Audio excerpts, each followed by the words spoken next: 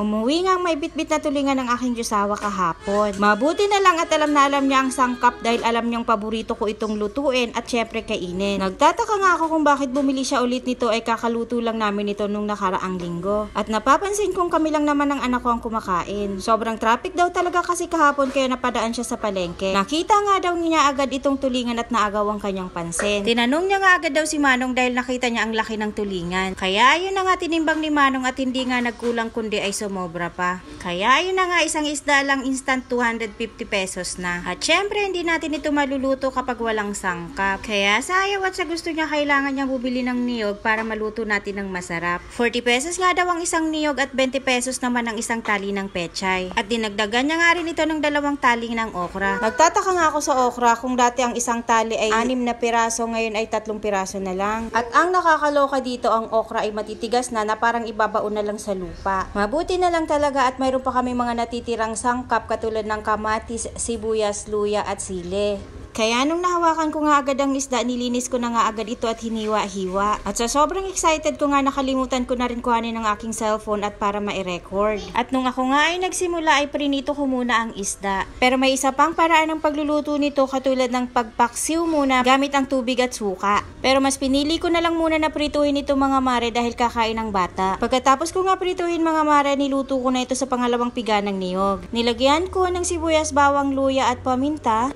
at saka kamatis. At syempre dapat hindi mawawala ang laurel at patis. I-adjust na lang natin ang lasa nito mga mare sa pamamagitan ng pagdagdag ng konting asin at saka suka. At inibabaw ko na nga rin mga mare yung ating okra, pati na rin ang gulay na pechay. Ang pechay na magpapahaba sa ating buhay. At alam nyo ba mga mare na mas masarap ang tulingan kapag mas marami ang kamatis? At dahil nga napakamahal ng mga gulay ngayon at lalo na ang kamatis ay 3 piraso na lang ang ginamit ko dito. At gumamit din ako dito mga mare ng 2 siling haba na medyo maikli. Ewan ko ba bakit tinawag itong siling haba ay napakaikli naman. Siguro nga ang dapat na tawag dito ay siling bansot. At mabalik na nga tayo mga mare dito sa aking niluluto. Nung napansin ko nga na umuunti na ang sabaw ay hindi na ako nagpatumpik-tumpik pa. Tinikman ko na nga agad ito at para malaman ko na rin kung saan ako nagkulang. At masaya naman ako ng aking malaman na ang lasa nito ay sapat lang. At hindi ko na nga agad pinatagal mga mare at dinagdag ko na ang kakang gata. Ang kakang gata talaga kasi mga mare ang magpapasarap nito dahil creamy ito at malinamnam. Pinakulo at tinakpan ko na nga lang ulit ito mga mare ng ilang minuto lang at hindi ko hinayaan na mawala ang sabaw. Dahil sinasabi ko sa inyo mga mare, sabaw pa lang ng tulingan na ito ay ulam na. Samahan mo lang ng bagong lutong kanin o kaya kanin lamig ay pwede na. So ano pa nga ba mga mare ang inaantay natin, tara na at kainan na. Salamat sa iyong panonood at palaging pagsuporta.